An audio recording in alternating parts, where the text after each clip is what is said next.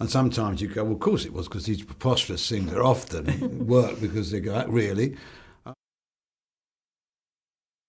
I didn't know it was a real story until the very end.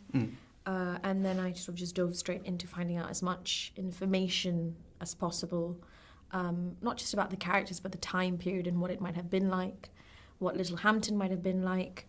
But also what's wonderful is, Johnny's script is a real mix of both genuine truth and research and historical fact, but also his wonderful imagination. So you do all that research and it's all very interesting and it informs some of your choices, but ultimately, the script kind of gives you, I think, enough to work with. Yeah. And then you arrive on set and then it's just very fun and playful. Yeah. With this brilliant cast. So yeah, is that quite a similar experience for you? Well, I didn't. I read it and assumed it was a very well, realised conceit, but it's not. Then I read it and I was delighted to find out it was based on truth. And sometimes you go, well, of course it was, because these preposterous things are often work because they go, really?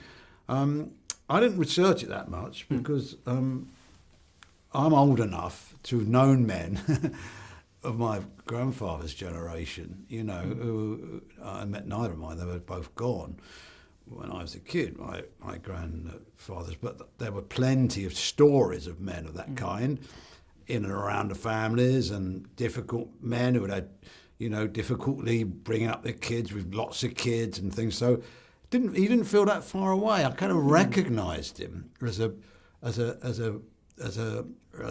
examples of various martinets I'd either encountered or heard of, So it was quite an interesting to find myself channeling some of that. I really feel he's the sum total of all sorts of unresolved insecurities, vulnerabilities, fears,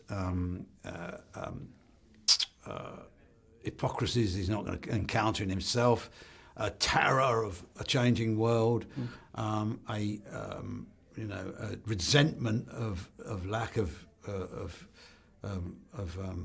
understanding. I think he is the sum total, and his anger is the sum total of a lot of unresolved vulnerabilities in him.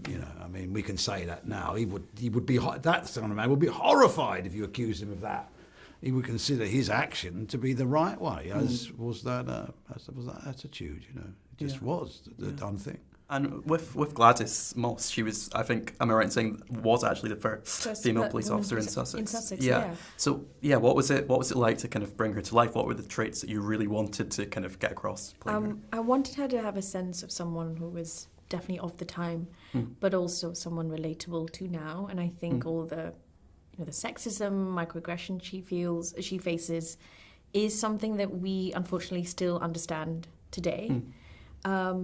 And for me, it was about making her as well a bridge between the two characters of Rose and Edith, because I think she does have traits of both of them within her, and I think she goes on a bit of a journey.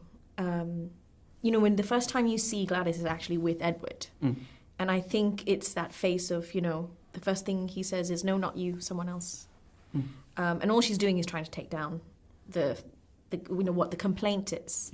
And I think in that instance, she sort of realizes, he sees her as a threat, but, men in the patriarchy and people with those views are also a threat to her, sort of, not for her own progress and her own, flourishing.